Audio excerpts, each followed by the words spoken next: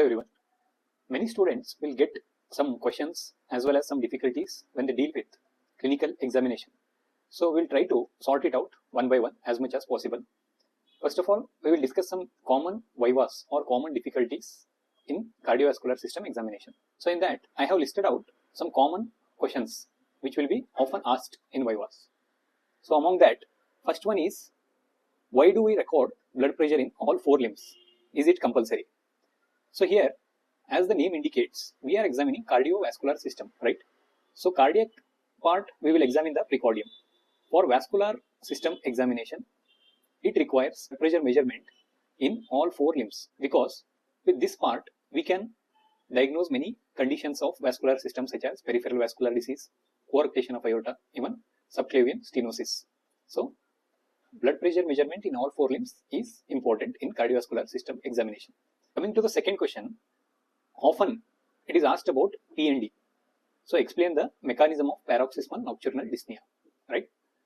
So in PND, we know that the individual will go for sleep, and after 30 minutes to about 120 minutes, they will develop breathing difficulty and they will wake up from sleep, and there will be air hunger, and usually they will sit up at the edge of the bed, or they will go out towards the window and they will try to breathe fresh air so that they feel comfortable within short span of time, and again they will try to go for sleep. So this is the typical explanation of PND.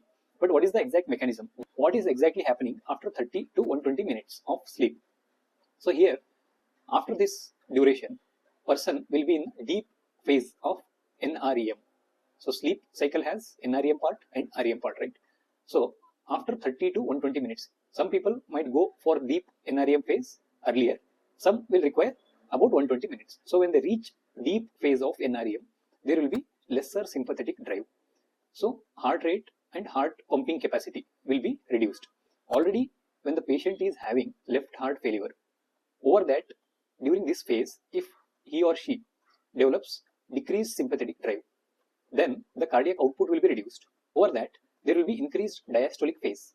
So LV will be overloaded, and we know that it is failing. So back pressures will increase, leading to pulmonary congestion, and that will further lead to breathlessness or development of dyspnea.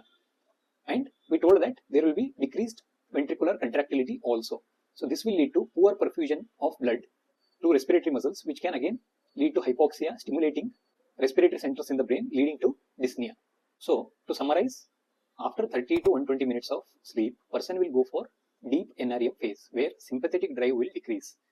With that, LV contractility will also decrease and heart rate will decrease. So when LV contractility decreases, it will lead to decreased cardiac output with poor perfusion to the needed respiratory muscles, leading to hypoxia. And when there is lowered heart rate, it will lead to increased filling pressures in the LV diastole, further congesting the pulmonary vasculature, leading to breathlessness. Now the doubt is, does it occur only during night? Actually, PND is a misnomer, because same pattern can occur during daytime sleep also. If the person sleeps for longer time, that is more than 30 minutes, only if the person reaches deep NREM phase, so he can develop PND during daytime also. So we can consider PND as a misnomer. Because people will sleep for a longer duration during night time, it is named nocturnal. That's it. So these were the two commonest doubts in cardiovascular system examination.